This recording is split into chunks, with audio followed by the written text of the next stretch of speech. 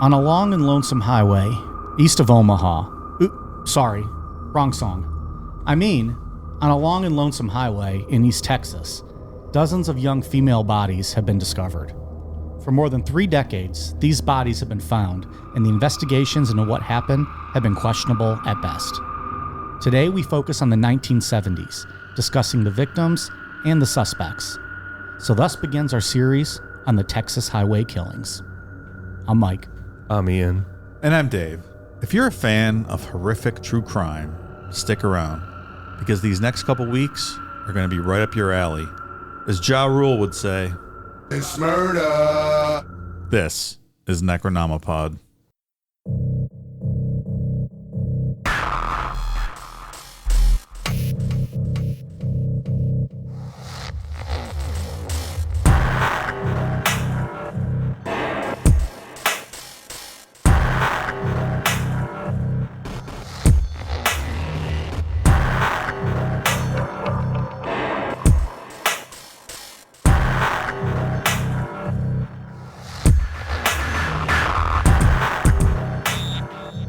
Ian, Fuck, Marry, Kill, the beverage edition. Okay. Fireball, Red Bull, LaCroix / any other bubbly water. Fuck, Marry, Kill, Fireball, Red Bull, LaCroix. I will marry LaCroix, fuck Red Bull, and kill Fireball. I've seen you slay some Fireball, so Yeah. true statement. I didn't do it because it tasted good. I got a same one for you, Dave. I don't get to answer that one? No. Oh, No. okay. I've custom made these. Fuck, Marry, Kill. You. Bourbon, beer, Diet Coke. Whoa. Fuck, Marry, Kill, bourbon, beer, Diet Coke. His head is sizzling right now. That is a tough one. I literally thought of these while I was peeing a few minutes ago. So I did not. I apologize. Sometimes I give you guys warnings if it's going to be tough. Bourbon, beer, Diet Coke. I don't even know how to approach this very difficult question. Should we reapproach it at the ad break? No. Okay. I can make a split decision or a split second decision here. Bourbon, beer. I'm going to kill bourbon Wow. because, I don't know. I'll Because you have to. have beer, and I'm absolutely going to marry Diet Coke, the greatest drink in the history of the world. Damn. All right. There's the answers, folks. It's the only way I can go. All right. Good stuff. Good answers. Kudos to you guys for answering them on the spot. Yeah, that's all I got. That's all I got, too. So, here I we don't know are. what I would do without Diet Coke. I'd really bum out. Like if Coke went out of business tomorrow, I would be bummed out. Drink Diet RC. How about that? Nope. Did they even make The that? fuck I will. Is there a Diet RC? That's the Jason Bateman meme. The fuck you will.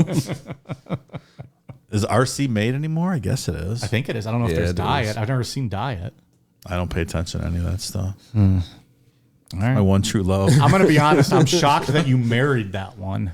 I thought you might kill beer, marry bourbon, and fuck Diet Coke. All right. I don't drink all that much bourbon anymore. Gotta slow down a little bit. Look at you being A couple of beers, I'm going to slow down, drink a lot more Diet Coke, be a healthy guy. I believe the level of aspartame is 14 drinks daily to make it go into the harmful range. So I think I'm all right. What is considered a drink, though? Well- what is a serving size Well- of Diet Coke? Specifics. 14. Semantics. That's a lot of pop. 14 in one Yeah, day. I mean, I'm not at that level. But is that what they mean? Do they literally mean 14 12-ounce Diet Cokes? I believe so. Is yeah. that what it means? Yeah. Oh, who the fuck's drinking that? What are those small cans, like the little 8-ounce 8 gimmicks? ouncers? I discovered That's those. one shot. And for me, that is a perfect amount. I will have one. I don't drink it all every day, but like one of those is all I need for like to satisfy that soda craving for me. Really? Like I'll get like the cherry Coke ones. Yeah. I like those. Just that is all I need. I like pop or soda. Or pop. Coke if you're from Alabama. I'll have a Coke. Okay, what do you want? Mountain Dew. Fuck you. Then ask for a Mountain Dew. Dumb hillbilly. I think it's the whole South. It's not just that. I know. I picked a state. Usually we pick Mississippi to pick on, right? Like I picked Alabama. Could be Louisiana. Could be Georgia. Sure. Carolinas. I don't know. Wherever else. Yeah. Anyways, those little cans, I enjoy those.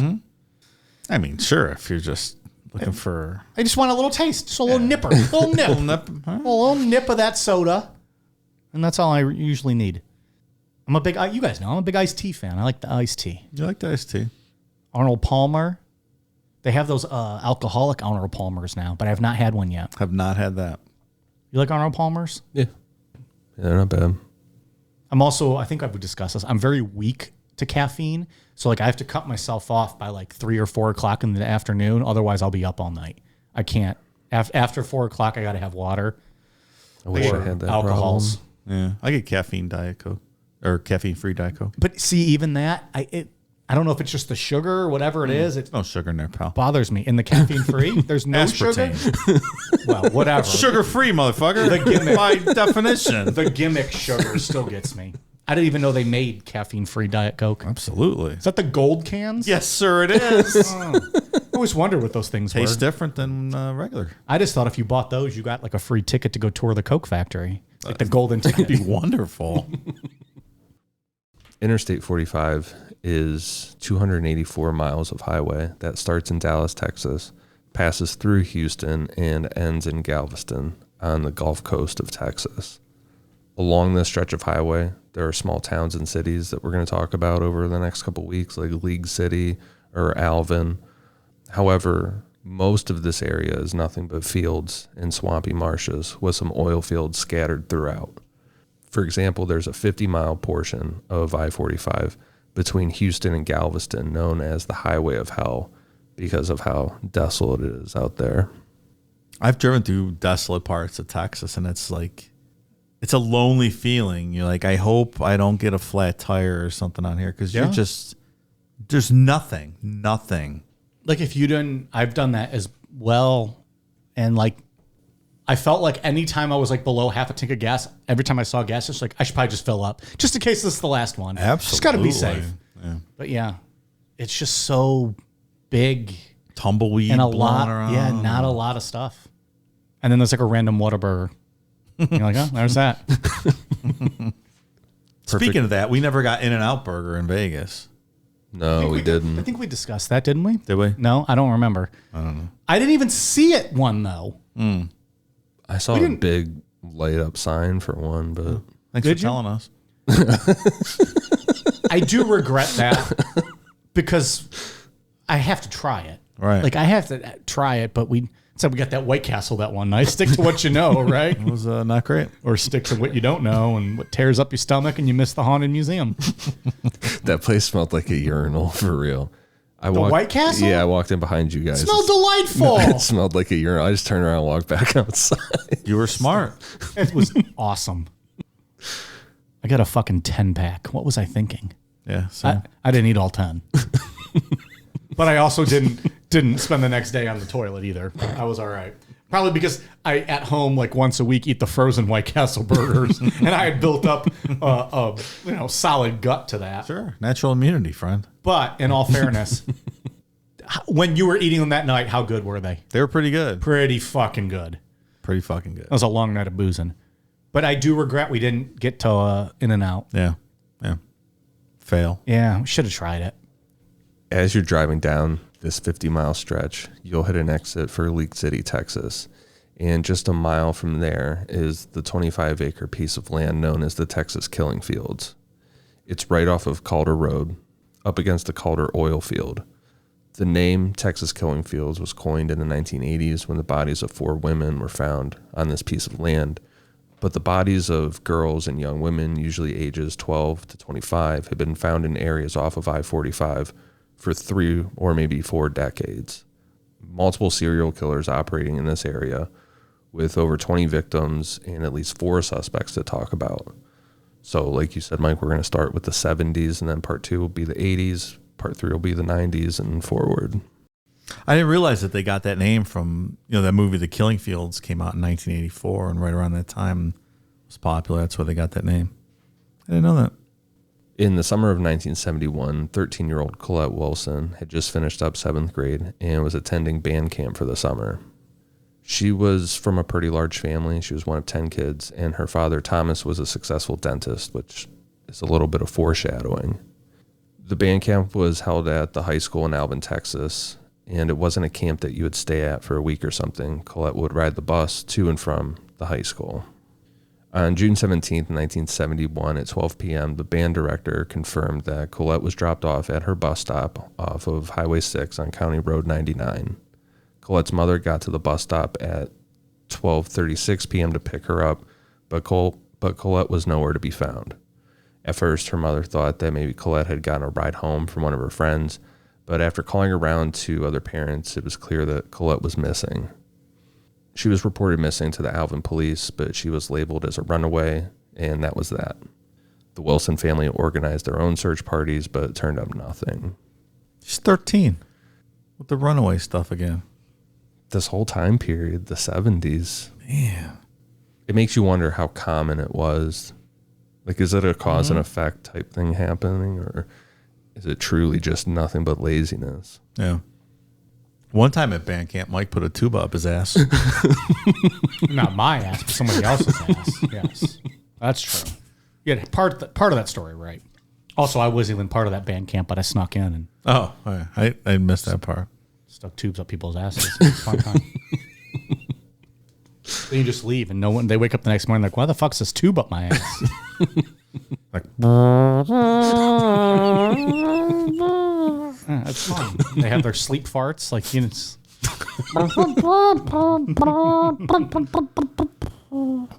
I like to call it a gaseous melody. it's a good name for it.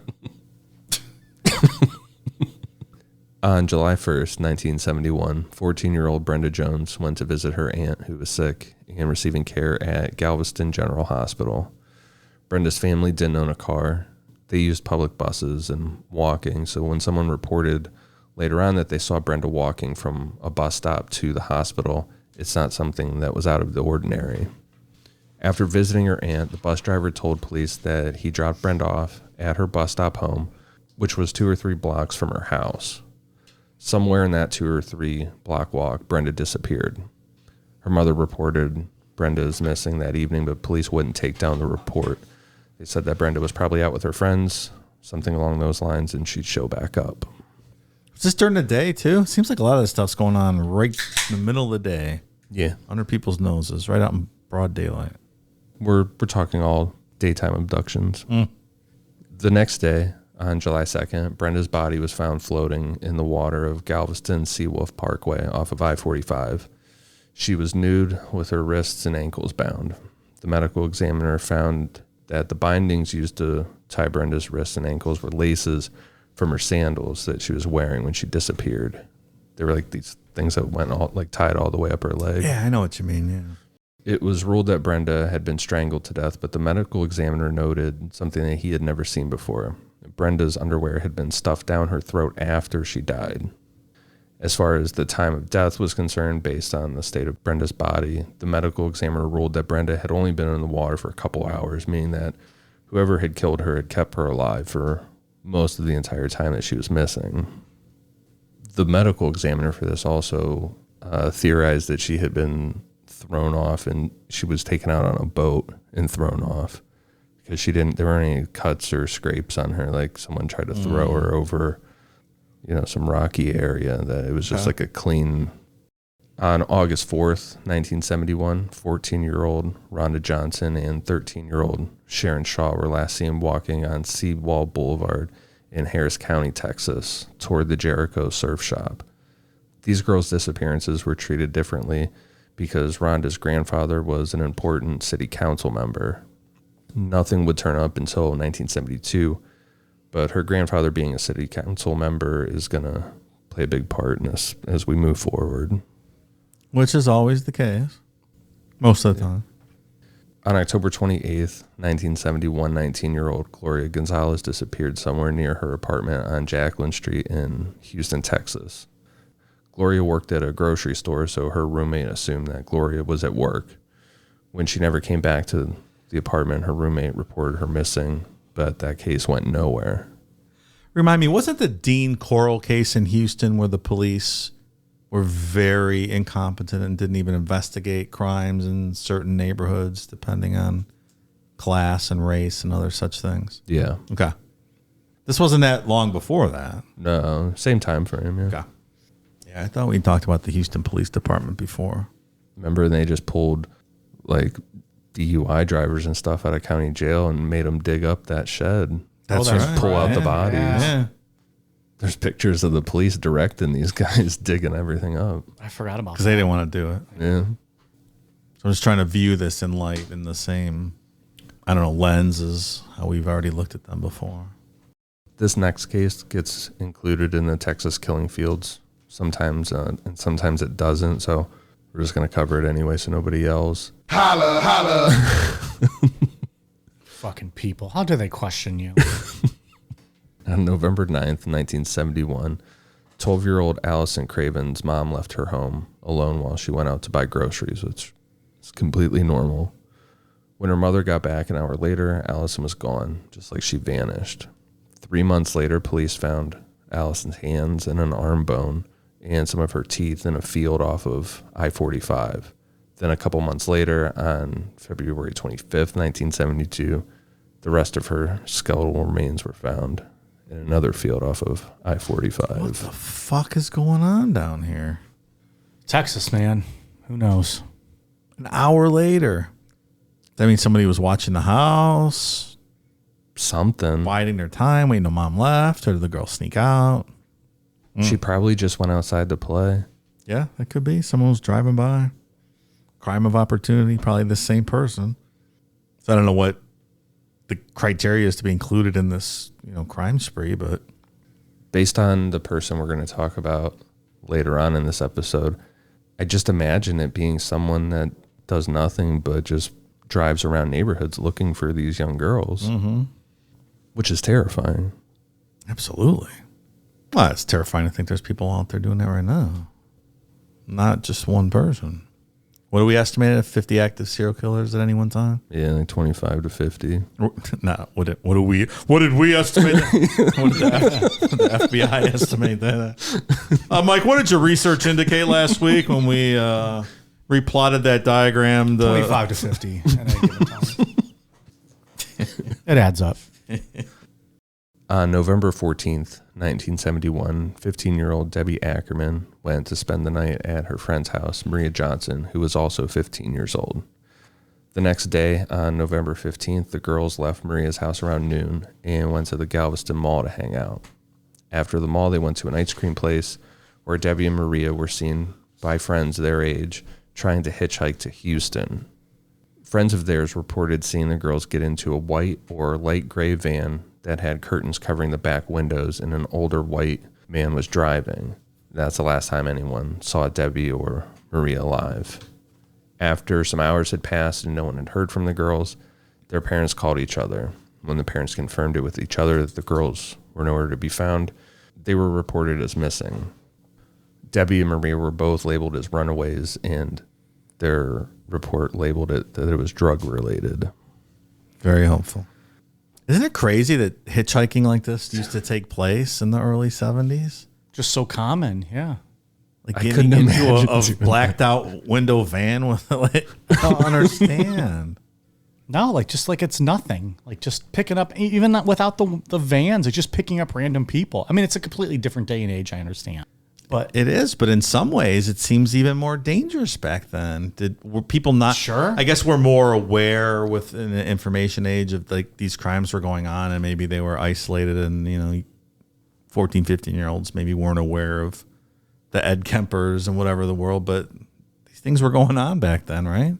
Yeah, I mean, I think the internet, like you said, the information age, like we just have access to everything. I think it's in one of the Killing Fields episode.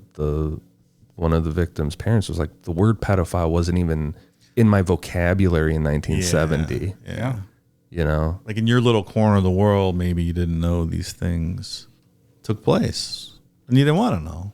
I just recently started reading a book, Hunter S. Thompson, and his coverage of the 1972 presidential election. and he's driving up and down, kind of driving to the primaries on the East Coast and different states. And just his writings throughout, he's like, yeah, saw a few hitchhikers, picked him up, took him down so-and-so. And like just the casualness to which he writes about it. And I'm like, I would have an anxiety attack pulling over to even help someone change a tire, which I would want to do to be a good citizen. But I would be having a panic attack thinking like, oh, this is for sure a setup and I'm going to get fucking hit with a tire iron in the head and thrown in the trunk. Fuck yeah. But it's like just the casualness of the way that was life back then. They just hitchhiked everywhere. And if you saw someone and you were down, you'd pick them up and you'd smoke weed and you just drive to the next town and drop them off. In some ways, it was fucking awesome. In a lot of ways, not so great. In other ways, it wasn't. Yeah. Which is just wild to consider these days. Even if they took you 10 miles down the road, maybe they're not going to the same place. It's 10 miles further than you would have got on foot. That's right. But I'd rather walk than have to make small talk with some jackass stranger. Who wants to do that? That sounds horrible. I mean, I just assumed everyone was high, right? Like, it doesn't matter. If you're drunk, you make the small talk, right? I suppose. Are you gonna put me in the front seat like you did in Vegas at a 3 a.m. fucking Uber drive to the airport, and that guy wouldn't stop talking, and I had to sit there and entertain that conversation. Oh, it was awful. You say it was awful. He loves to do it though. No, I don't love Every to time do before it. they go, I hate getting in the front and talking. As soon as he gets in there, he's chatty Cathy the whole Yeah, fucking because ride. I won't sit there and just let the poor guy just talk to the wall. I got to make conversation. You have to be on the entire time you're in the front seat. You can't just sit there like a schlub. You have to be on. Let's go, hey, pal. Me and that first guy got along. It's what? Me and that first guy got along when we got off the airport or off the airplane. Didn't say a word to each other than, do you want me to drop you off at the weed Took you to dispensary? the weed store. He knew. He pegged you. He had you pegged. We didn't say a word to each other the whole time. 2 days later, on November 17th, a fisherman was out on Turner's Bayou outside of Texas City, which is 14 miles from where Debbie and Maria were last seen. The guy fishing found the bodies of the girls floating face down in the water. They were both nude from the waist down and had their wrists and ankles bound with a cord, and both girls had been shot to death. It's a pretty quick pace. That's a lot of people for 1 year, right? They generally start slower, unless this wasn't the start. So, Or it's And multiple killers. If it might not be the same person. Yeah. 6 days later, on November 23rd, 1971, a guy was out at Addicks Reservoir walking around with a metal detector. Addicks is a little west of Houston and a little over an hour drive from Texas City, where Debbie and Maria's bodies were found. This guy was walking with his metal detector and walked up on a badly decomposed body with no head. He got back in his car and drove to the nearest phone, which was someone's house, and he told them what they had found and asked if he could use their phone. Hello? I just found a head. Can I come in? It's crazy not having cell phones and having to go find a house. Whole different world. Sorry to bother you, man, but I just found a head in the swamp. I like to call the law. Police arrived, and as they were searching the area, they found a skull and a bunch of teeth scattered around. So their initial thought was, why would the skull be clean of any flesh, but the body was only halfway decayed? Good question. The medical examiner said that the head wasn't removed by the killer, that it was done by animals, and the animals were the reason why there was no flesh left. Using the loose teeth, the medical examiner fit them back into the jawbone to get a comparison for dental records. The dental records ended up confirming that the body was of 19-year-old Gloria Gonzalez, who disappeared on October 28th, 1971. But super creepy, the medical examiner was left with one molar that didn't belong to Gloria Gonzalez. So he told the police that they needed to go back out to Addicks Reservoir to look for another body. Sure enough, 3 days later, on November 26th, police found the skeletal remains of a body, not complete, but the jawbone was still there. The medical examiner was able to fit that lone molar into this jawbone, and through the dentistry work of Thomas Wilson, the remains were identified to be his daughter, Colette Wilson, which was the first victim we talked about, and we said that her dad was a dentist. Good God, man. That's fucked up. Yeah, to identify your own daughter based on the work you did on her teeth. Probably knew right away. Yeah. Oh, Yeah, probably. that is horrific.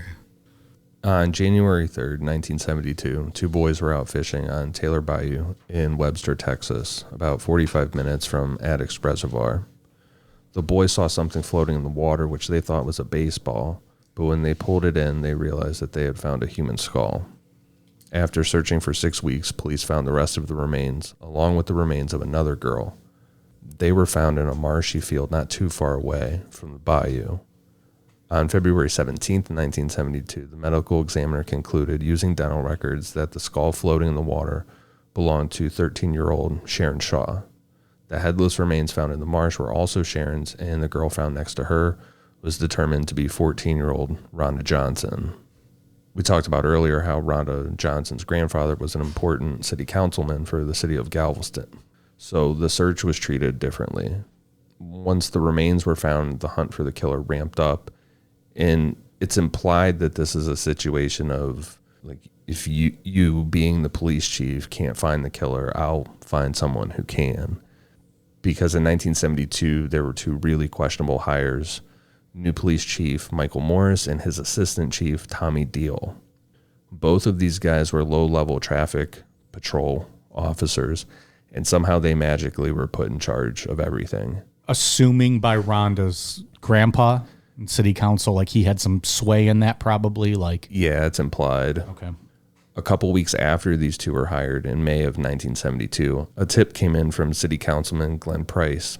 He told Morris and Deal that they needed to look into 24-year-old Michael Lloyd Self, that he was the killer. So I guess it wasn't an anonymous tip. It was not an anonymous tip. It was another city councilman. Yeah. Michael Self was considered intellectually disabled. I think kind of like Jesse Miskelly from West Memphis 3. And he was also a convicted sex offender. He had been busted multiple times looking into women's windows at night. General peeping Tom type stuff. Wait, is that illegal?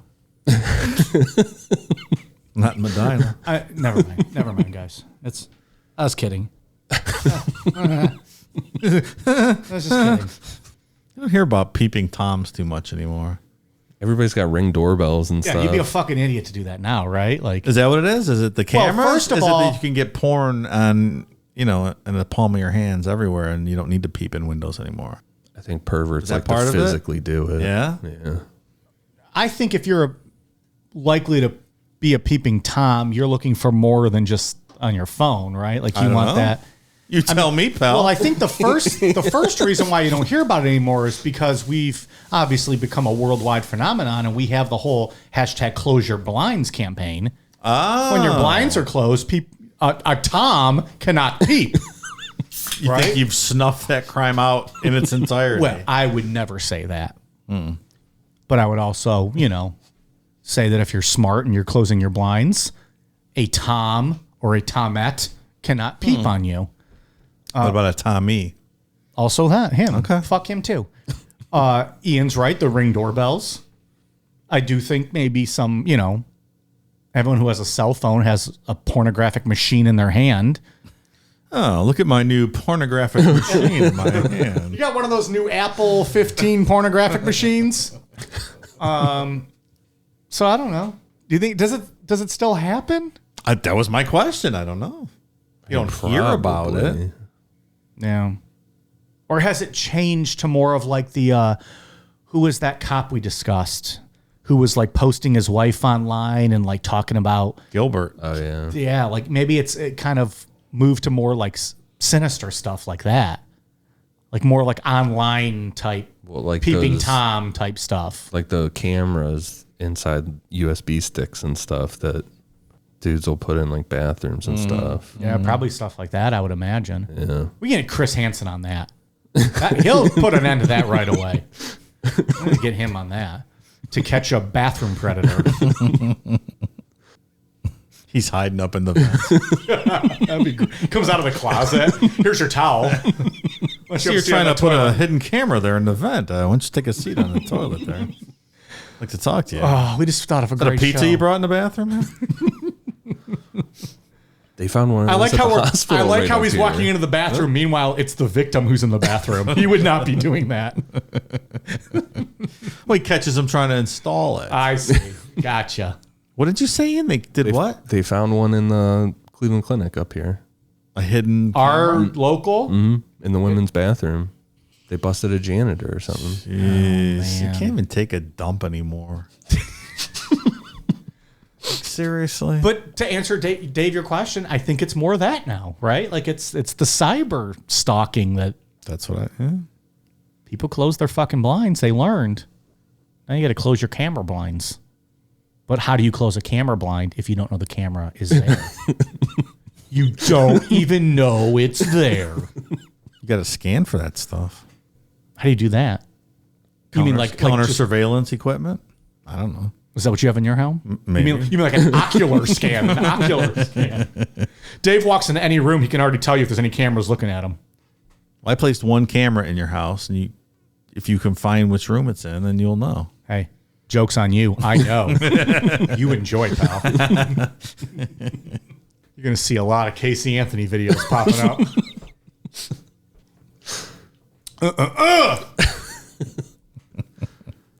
He forces me to say these things. You put me in a corner and I have to say something. So it's what the people want to hear. Nobody puts Mike in a corner. I mean, you can. I'm just going to make a Casey Anthony joke out of it usually.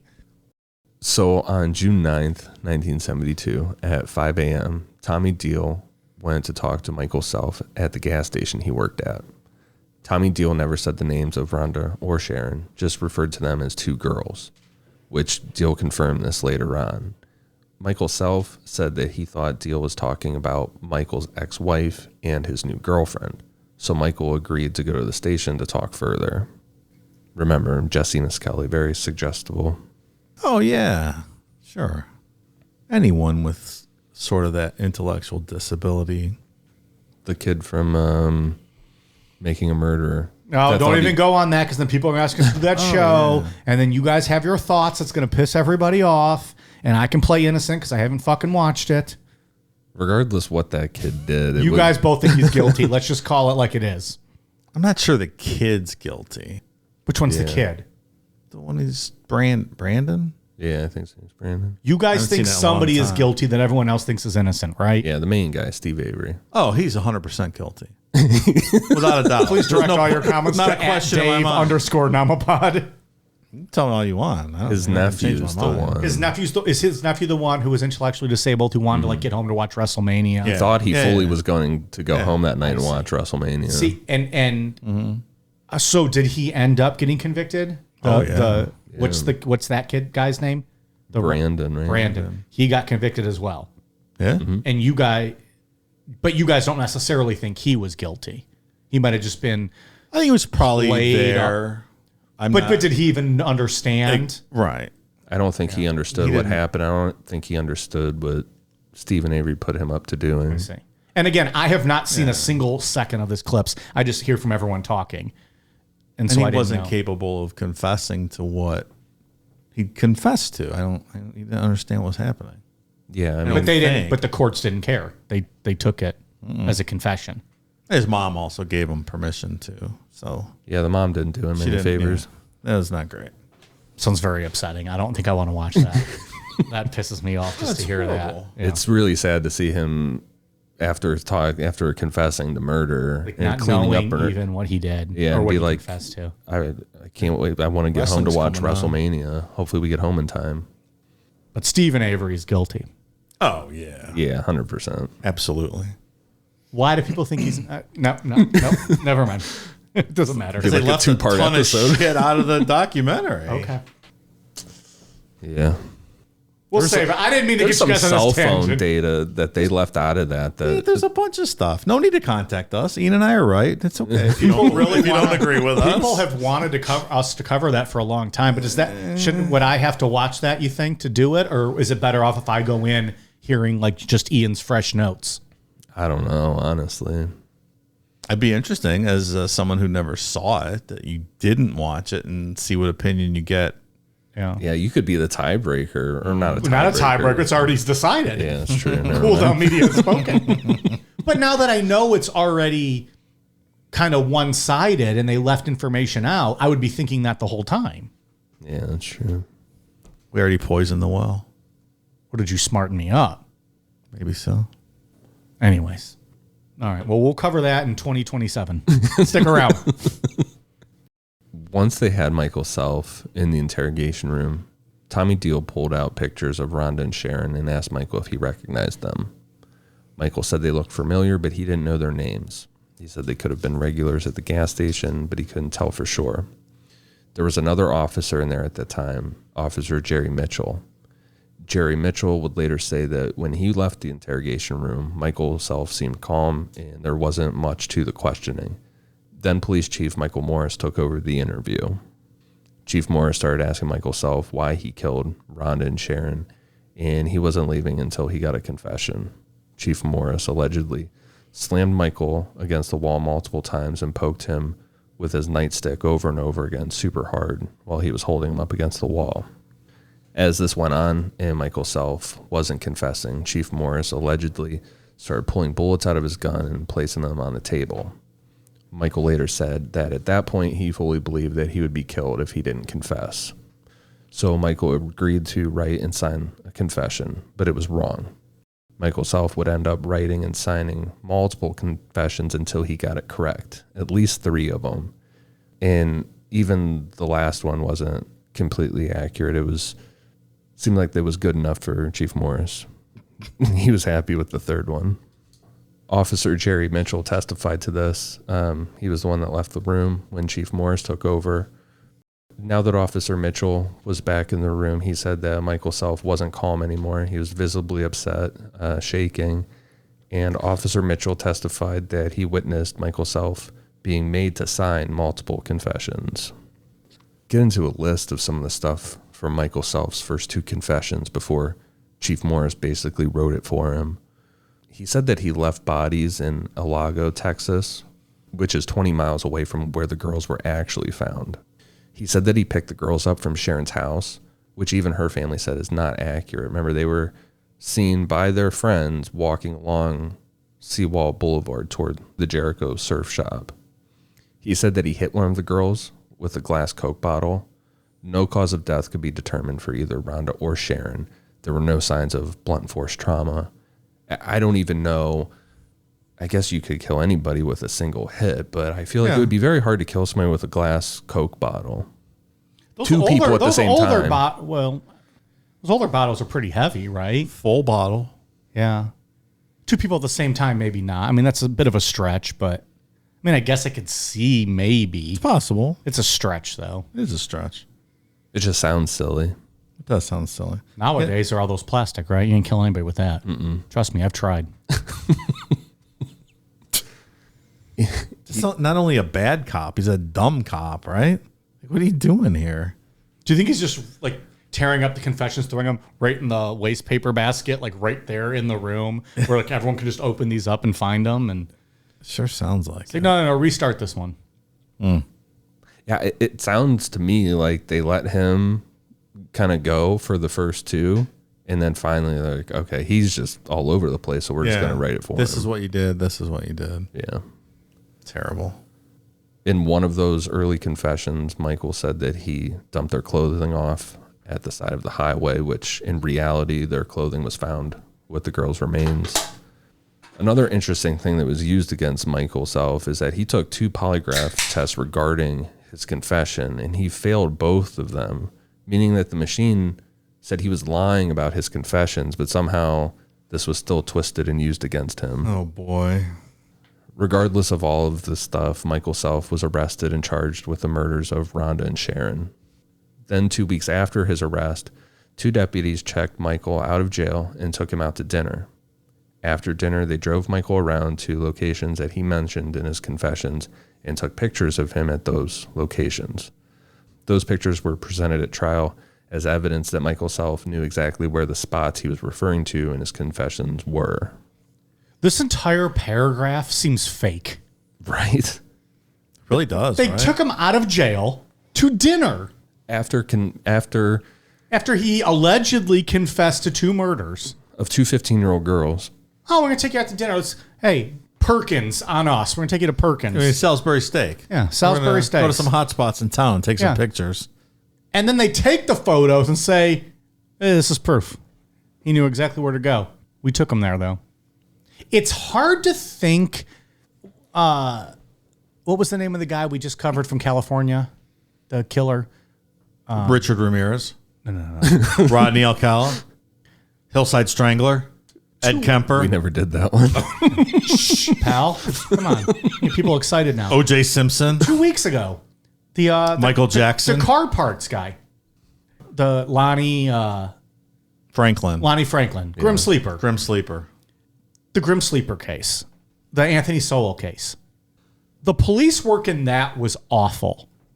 Like, Agreed. You can't get worse. What was that? NIH, NHI, no human involved for Grim Sleeper. Yeah. It's disgusting. But is it even worse when they treat these runaways or these missing girls as runaways and then also frame someone as the murderer? Like, have we hit a new low of police work? That's what I was just thinking of. Like, some of those cases, and I know we're hard on cops for a lot of these cases, but we probably wouldn't be talking about a lot of these cases if there was better police work involved. There's obviously great police work out there. But like when we did the Anthony Sowell, when we did the Grim Sleeper, and Jean Benet and all that stuff, we're like, this is the worst of the worst. Like, these cops, how can you be that bad? These cops are all of that, but now also framing a man.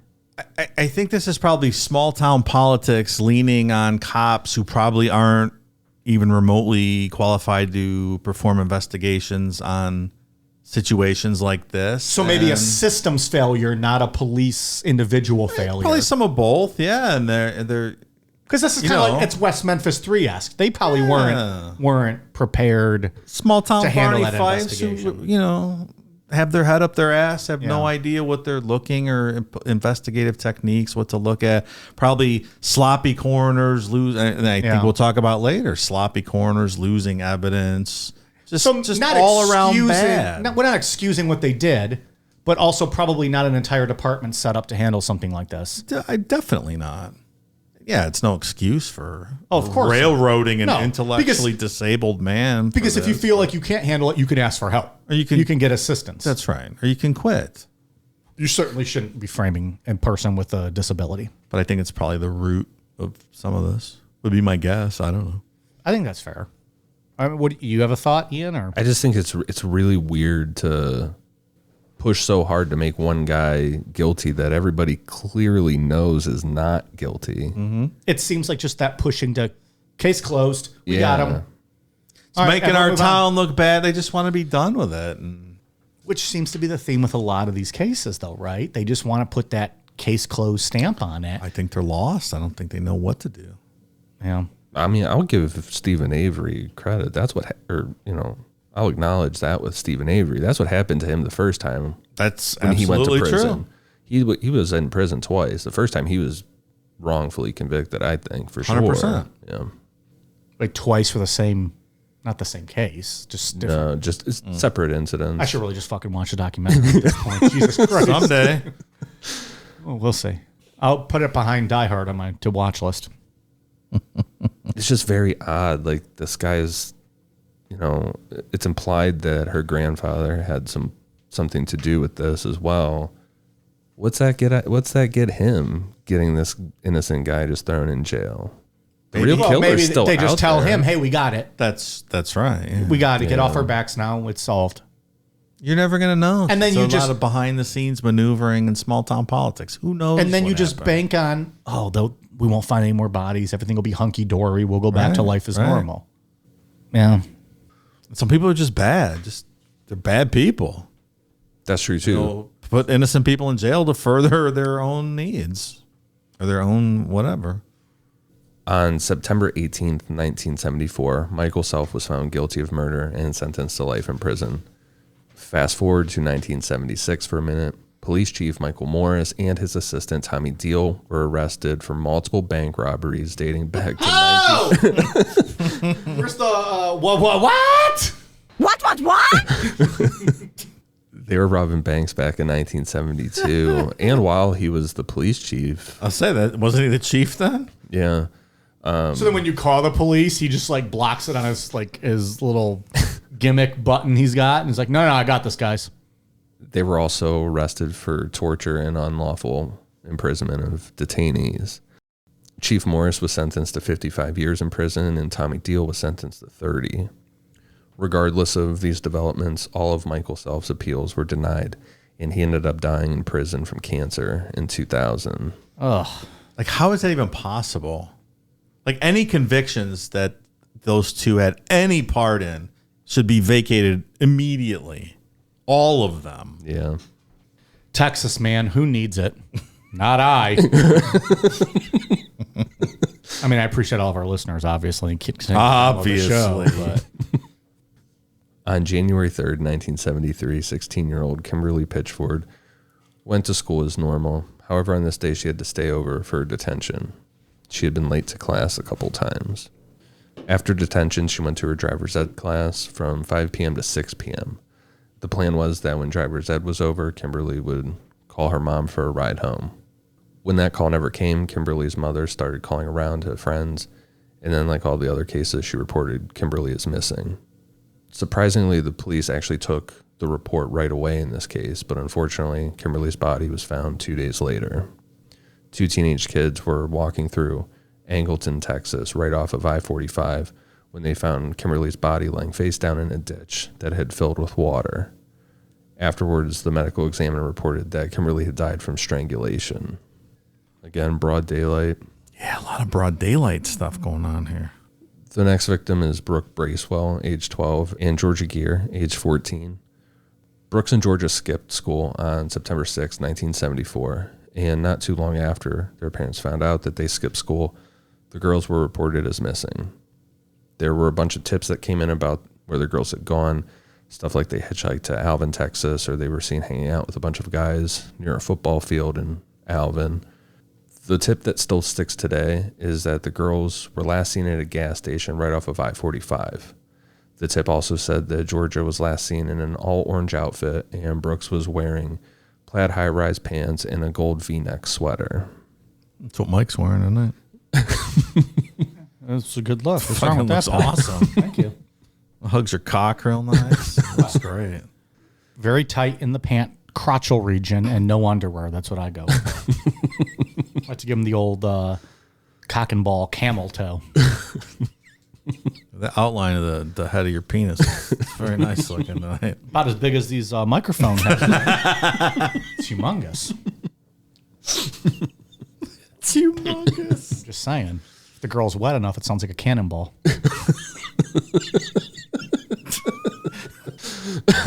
We need to stop. Cannonball. We have to fast forward a bit to when their remains were found and identified. In 1976, some of Brooks's remains were found by police in Alvin, Texas, but since no one cared to try and investigate any further, the remains weren't identified as Brooks until a new detective took over the case in 1981. That detective re-examined the ditch where the girls were found, and on April 3rd, 1981, he found more remains, which, as well as fragments of a gold sweater and the plaid pants. 5 years later. Jeez. What about the other girl? Yeah, both of them. Yeah, Okay. Yeah. The final victim was 12-year-old Suzanne Bowers. On May 21st, 1977, she disappeared while walking home from her grandparents' house. She told her grandparents that when she got home, she was going to go get her bathing suit and then go to the beach. A friend of Suzanne's was at the beach waiting for her, and when Suzanne never showed up, her friend went looking for her. This led to Suzanne's grandparents and her parents finding out that Suzanne never made it back to her house to get the bathing suit. Her skeletal remains were found 2 years later in Altaloma, Texas, on March 25th, 1979. Her skull looked to have gunshot holes, but investigators were unable to determine the cause of death. Henry Lee Lucas confessed to her murder, and it was one of the ones that was closed and attributed to him, but that is not accurate. He didn't. It's one of the ones that are clearly bullshit. He confessed to hundreds of murders, and he has the nickname the Confession Killer. Just trying to feel like a badass, taking more credit for things and Yeah, when we talk reading the papers and being like, oh, that sounds good. I should take credit for that one. I'll remember that name. I don't know what was going on in Texas in the 70s, 80s, but the police just got so excited to close cases, they just let Henry Lee Lucas start confessing to stuff, and they were just closing case after case, even though they didn't make any sense. There's a really good Netflix documentary about that. It's called The Confession Killer. About like just how blatant some of them were. Like, there's no way he did that, but they were closed. Get those closed case rates right. up and get that workload, get that file off your desk, right? Right. And tell the family, oh, we solved it. It was this guy. He admitted to it. Man, that's awful. Is it the Henry Portrait of a Serial Killer movie? Yeah. Henry Lee Lucas. That'd be like a 2 or 3 part one. A lot of people have asked about that one. It's been on the list for a long time. So Michael Self went to prison for 2 of these murders, and everyone, including people in law enforcement, is in agreement that he was wrongly convicted. So the other suspect we have to talk about is Edward Harold Bell. Everyone was in agreement except the people who could let him out of prison, apparently. Yeah. Because what the fuck, man? Yeah, multiple officers that were involved, back then have come forward and said, yeah, that guy was wrongfully convicted. He shouldn't have been in there. Unbelievable. Edward Bell was born on May 26, 1939 in southern Texas. He made a lot of claims about his childhood, but Edward allegedly was sexually abused by his father, a Scouts master in Boy Scouts, and one of his cousins. Edward also claimed that his father encouraged him to commit crimes, everything from robbing banks to raping women. Edward's family says absolutely not, that he had a completely normal childhood and for a time lived a normal life. He graduated high school in Columbus, Texas, then got a degree in physical education from Texas A&M University. After college, Edward got licensed as a diver and was doing underwater oil work, which I'm acquainted with somebody that lives in Texas that does that underwater oil work and like works on his pipes. It's a fucking dangerous job. Yeah, certainly sounds like it. What do you do? Like welding and stuff like that? Yeah, welding 'Cause if you make it underwater. wrong, it's good. The pipe's going to explode. And yeah, and then, God. it's, breaking news on every station. No, thank you. No, it's too much, Absolutely too not. much pressure. No thanks. I'd rather just sit here, get drunk, and act like a dumbass. And collect a paycheck. I'll take that. Right around the time that he got this diver's job, he got married and moved to a ranch in Terralingo, Texas. Edward and his wife ended up having 3 kids before he sold the ranch and moved to Houston. In 1966, Edward was arrested for exposing himself to 2 young girls in Sedan, Texas. For that, he was committed to Big Spring State Psychiatric Hospital. After spending less than a year in treatment, he was released, only to get rearrested in 1969 after he exposed himself to a 13-year-old girl. This time, he was committed to the University of Texas medical branch for treatment, where he constantly made advances toward underage female patients. By the time of his release, he was divorced and was court-ordered to stay away from kids. But spoiler alert, that didn't stop him. And Edward married a 17-year-old female patient that he met during that second stint of treatment. And the 2 of them moved to a beach house in Galveston. I want to live in a beach house in Galveston. How's this motherfucker manage? Has he got money? Well, we're going to talk about it in a minute, but he did a lot of scamming and stuff like that. And he does put together the money to invest in a surf shop we're going to talk about here in a minute. All right. Even though he was kind of like this good businessman to a degree, through the mid to late 70s, he was repeatedly arrested for exposing himself and masturbating in front of young girls in multiple places in Texas, Lubbock, Pasadena, Plainville, Backcliff, and Houston. But he was either just never charged for these or the charges were dropped. But he did end up meeting this guy named Doug Prunes, and for some reason, this guy allowed Edward to invest in his surf shop. Oh, nice. Like Doug Prunes already had the shop running, and he allowed Edward to become like a co-partner. He wasn't aware of Edward's background, though. Maybe. We don't know. Yeah, we don't know for sure. Maybe he didn't take his wiener out when Doug was. Well, he wasn't an underage girl, so probably not. Yeah. That's another really weird thing. Taking your wiener out around young girls. Well, just around anybody in general. Wow. Like dudes that are out there flashing people. It's a weird thing, flashing. It's a weird kink to have. And I know, we don't typically kink shame, but if it involves kids, we're going to kink shame you. It's fucking weird. Don't do that. Yeah. Fucking creep. Yeah. Put your wiener away. What is it? Is it Horrible Bosses? Where Charlie has the he's labeled as a sex offender because he was drunk and was peeing outside, but it was in like a few hundred yards of like a children's playground. Like it's just some BS technicality. That happens too, man. I know. Get put on You a gotta be fucking offender careful list with 'cause that. You had to piss. Right. I just think of The Office when Phyllis gets flashed and Michael's like pulling his coat back. He's like, what? Did he not see Pam or Karen from behind?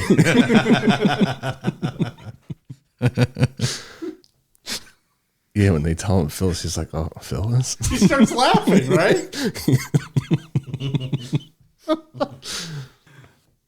On August 24th, 1978, Edward was driving around neighborhoods in Pasadena, Texas, looking for little girls. He found a group of girls outside, so he stopped his truck and started masturbating in front of them. One of the Like, girls... you just pull up and just sit there? Like, what's logistically, like, how does that work, I wonder? just get out of the... You get out of the car and stand up and do it? Yeah, in this case, he was outside of his truck. Like, the truck door is open. Yeah. He's standing on the street. It's a weird move. Middle of daytime, right? Yeah. Yep. Don't love it. Makes you think like what's going on in his head too. He's clearly not well. First of all, he's a sexual pervert, but just to be able to think like no one's going to see you, is that acceptable behavior? Even if they weren't kids, if there's no one around, you still can't do that. Yeah, I mean, even if you do it to an adult, it's against the law. Right. You're getting them put on a sex offender Just list. in public, yeah, whipping your dangle out and just going to town on it. It's such a weird thing, right? Yeah. I can't even pee at like a concert if there's a lot of guys waiting in line, like let alone anything else. That's where the police in Vegas crossed the line or drew the line. Remember that homeless guy was... I thought you were going to go with something when we were there. And I was like, wait, what happened when we were in Vegas? Yeah, that like everybody's just doing whatever the fuck they want. And then there was that one homeless guy that was like jerking off under his pants and they got him right out of there. yeah. Oh, I don't think I was there at that point. Oh, Yeah. that's where they drew the line. Public masturbation. You got to get out. I remember you saying that. I wasn't there for that. Yeah. I was banging a girl in the back of the casino. Sorry.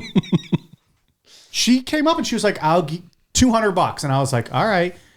So she paid me $200 to bang me. And I was like, all right. They get done and she puts her hand out for her money. And he's like, wait, I thought you were paying me. No. It works this way. You just had the ride of your life. You know who I am? Yeah. One of the girl's fathers, Larry Dickens, saw this and rushed Edward, which they started fighting for the keys to Edward's truck. So Dickens attacked Dick out. Yes. Okay. And Larry Dickens was like a badass. He was a Marine and he just charged and started fighting with him. Edward managed to pull a gun from under the driver's seat and shot Larry in the stomach. Oh, that's Larry stumbled back into his garage where Larry's mother saw this whole thing happen, told Larry to lay down and relax. As she was trying to calm Larry down and kind of process what was happening, Edward walked up with a rifle and shot Larry point blank in the forehead and then left. Man, that is Jesus out of control. Christ. It's fucking crazy. Yes. Broad daylight, all these kids around. You go from jerking your wiener, standing next to your car, to fucking killing a guy in his own garage. Yeah. In front of like not even worrying about witnesses at Yeah. all. And it's not described as like a rush, like run up and shoot him. Just like a casual walk up, put it up against his forehead, and then walk away and leave. Damn. It didn't take police long to find Edward and charge him with murder, but Edward made the $125,000 bail and took off. For the next 14 years, Edward traveled around various locations in Mexico and Central America using a sailboat and posing as a dead cousin of his named Cecil Boyd. After spending time in Costa Rica in 1988 and 1989, Edward moved to Panama, where he married another underage girl. He's living his best life out there. How do you pop someone in their garage in front of a bunch of witnesses and get a $125,000 bail? Yeah, that's loose. Whew. I mean, it's a lot more money back then, but still. And he was putting his diving stuff to work while he was down there. He was taking American tourists on diving expeditions, whatever. Yeah. On December 2nd, 1992, Unsolved Mysteries aired an episode about the murder of Larry Dickens. If you recognize this outdoor wiener handler, please call us. Perhaps you can solve a mystery. Perhaps you can make him put his wiener away. Get him, Robert Stack. A man recognized Edward as someone he had recently done business with in Panama City and called the tip line. On February 14th, 1993, the FBI and the Panamanian National Police arrested Edward at a yacht club in Panama City. He was sent back to Texas, found guilty, and sentenced to 70 years in prison for the murder of Larry Dickens. That's like when it gets all like 90s on looking on the screen with that music. And it's like update, and the fucking word updates come flying through. All right, so at least we got that guy. About time. In 1998, Edward started writing letters to prosecutors in Galveston and Harris County, claiming to have killed multiple girls between 1971 and 1977. Those letters were brought to the public in 2011 by retired Galveston homicide detective Fred Page, who said that the Galveston Police Department was keeping Edward's confession a secret. In July and September of 2011, a Houston Chronicle reporter sat down and talked to Edward, who told the reporter that he had killed 11 girls and referred to them as the 11 that went to heaven. Fred Page wasn't the only member of law enforcement who had Edward on their radar for being responsible for the 11 murders, but prosecutors in Galveston decided to not show a grand jury Edward's written confessions. Harris County prosecutors just flat out never looked into the allegations, and later on they said that they had lost all of the letters that Edward had sent them. Oh, that's good. I don't even know what to say about that. Way to go. So there's other people before he even started writing these letters that had kind of fingered him as a potential suspect? Yeah, that he was potentially a serial killer based on his, where he was, kind of tracking where he was living at the time, things like that. Yeah. And the fact that he just could not stop targeting little girls. Well, and it seems like almost with the ease that he killed Larry, might not have been, his first just straight up murder like that. That's a good You point. said the way he just walked up and just kind of put the gun to his head and shot him. It sounded very methodical, not like a frenzied, rage, not like rage a panic. killing. Yeah. That's a good point. Yeah. So Edward claimed that his victims were from Houston, Galveston, Webster, and Dickinson. 5 murders happened in 1971 and 6 more from about 1974 to 1977. He said 6 of them were murdered in pairs, which he specifically named Debbie Ackerman and Maria Johnson. He said that he dumped their bodies close to a deserted bridge, which matched with the crime scene. They were last seen hitchhiking with a man driving a white van. Edward owned a white van at that time. The surf shop he invested in with Doug Prunes was the one that the girls were known to go to all the time. And finally, he had a trailer near the bayou where the bodies were found. Did he have any pieces of information that had not been released to the public, or it was something that he couldn't have just read in a newspaper? Yeah, he was able to give some details about crime scenes. Okay. And still, they didn't want to pursue it. No. Because they wrapped it up already. Solved. And they don't want to look dumb, right? That's always part of it when they make a mistake. They don't want to admit their mistake. It's a lot easier to leave the guy that's already there and be done with it. But this is different girls. This isn't Rhonda and Sharon.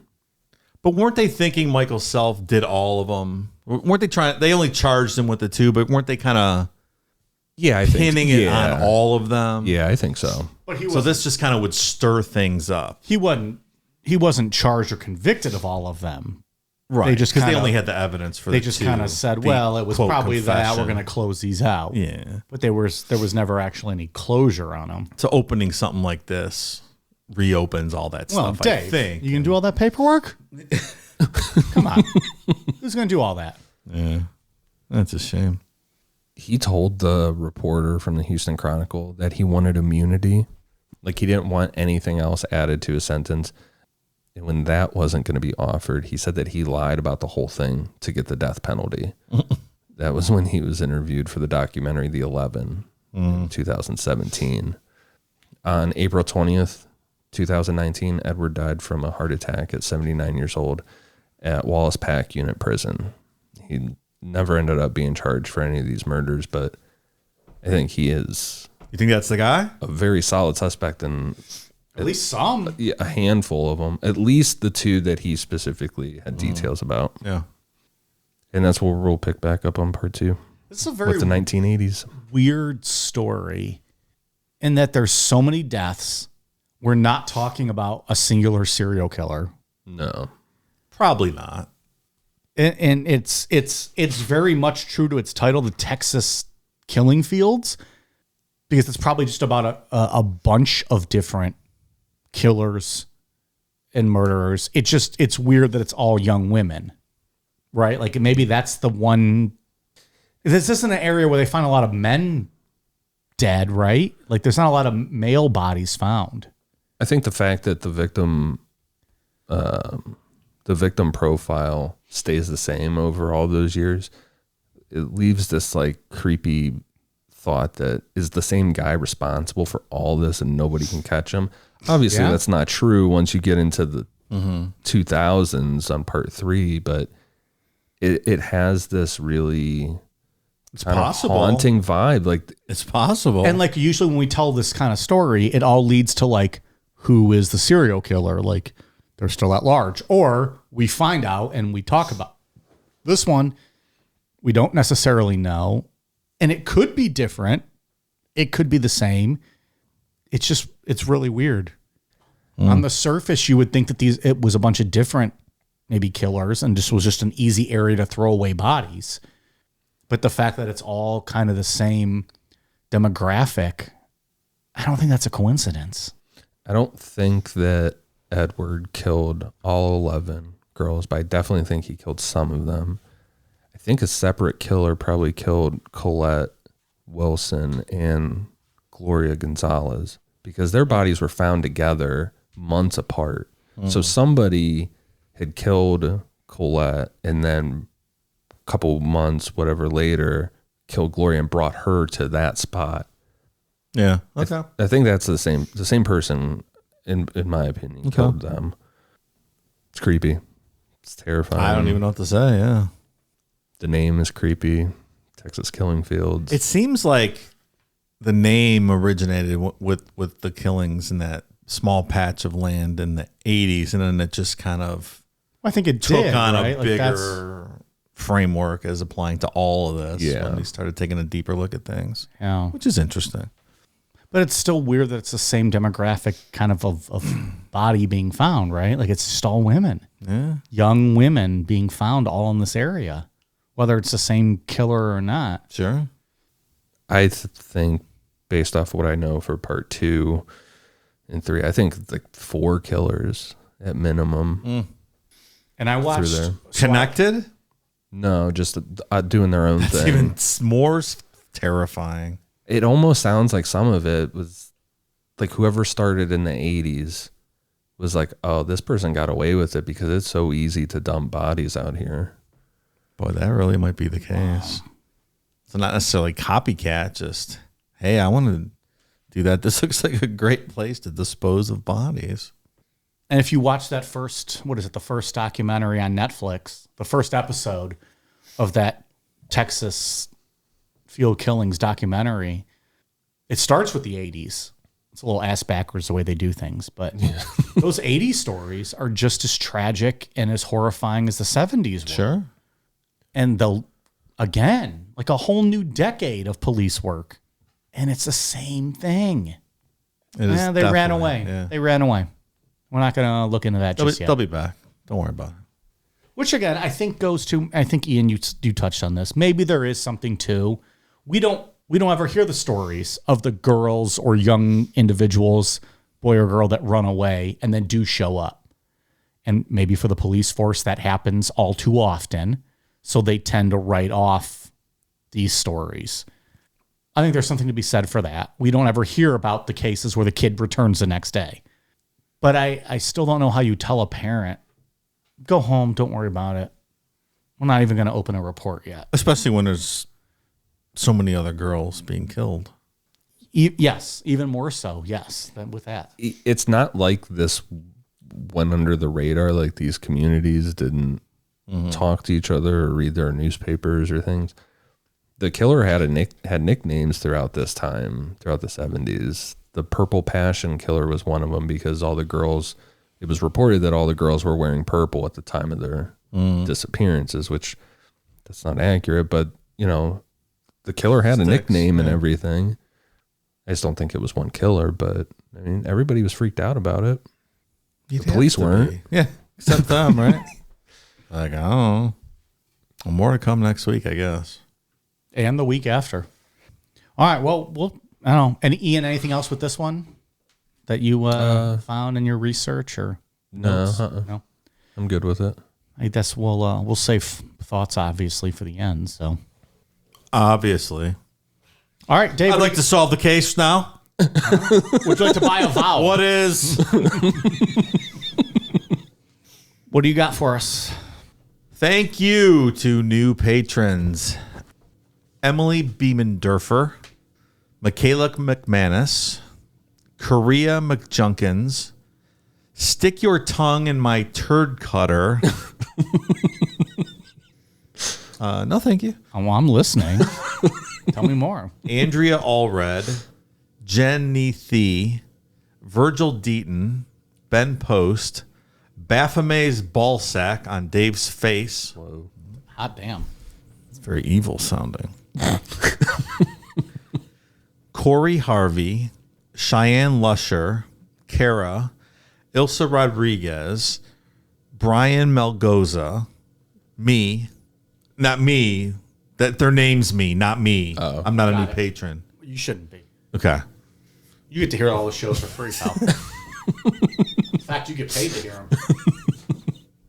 Bree Johnson, Doshia Lee, Daniela Hodges, Cal Sedge, Crystal Johnson, Light 8729, JW, Jen Kennedy, Dylan Blevins, Nikos Vardis, Teresa Sidorov, Chris Calabrese, Ashley, Kelvin Johnston, Tawny Wentz, Brandy from Murder Mountain, Humboldt County. That's where they grow all that weed, right? Oh, yeah. Lieutenant Dan's New Legs. That's a good one. Brad Bolus, Stephen Bunn, Steady Kiwi, Alexis Riles, Michael Broadnax, Chunky Monkey, Nikki, Willie Stroker, Adam McIntarfer, Colby Layton, and Melinda Sensenstein, however you pronounce that. Thank you, new patrons. Appreciate your support. Ian, what do you got? For iTunes, I have one for Carrie Mix 4, Indie Zebra, and Pathetic Speller. Thank you guys for the awesome reviews. Dave, anything else? I got a couple international reviews. All right. Thank you. Happy Cow 10092 from Canada. Mari Mark Aw C. Senor from the Philippines. How about that? All the way from the Philippines. Look at that. I hope I didn't butcher that name too bad. And that's it. Thank you so much. Okay. We are on patreon.com/Necronomipod for all of the bonus content. That is 3 bonus shows a month at the $5 level, 4 bonus shows at the $10 level. And at the $10 level, it's always our Sunday shows, early and ad-free. Amazon.com, search Necronomipod for all of our merch. Necronomipod.com for stickers. Dave still hasn't updated the price because he forgot until just now. Sure did. Happy 4th of July. Back it up, Terry. We're going to give you one more week on that one until Dave remembers. Twitter, Facebook, Instagram, YouTube, TikTok, Thread. Is it Thread? Threads. Threads at Necronomipod. And that's it, right? You said it all? That's it. You covered it. All right. Well, check us out there. We're a hell of a time. All right, you guys ready for a cool down beer? Cheers.